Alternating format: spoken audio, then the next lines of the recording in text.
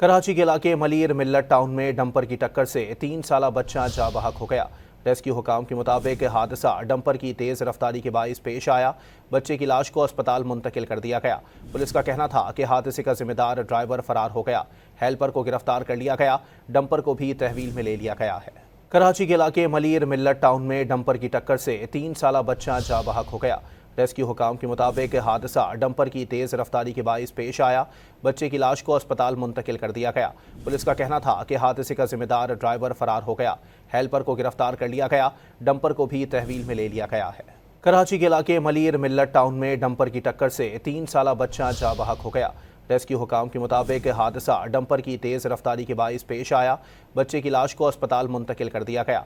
Police का कहना था कि हादसे का जिम्मेदार ड्राइवर फरार हो गया। हेल्पर को गिरफ्तार कर लिया गया।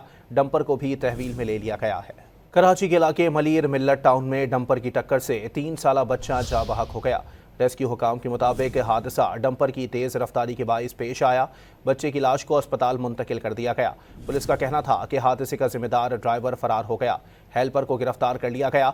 डंपर को भी तहवील में ले लिया गया है।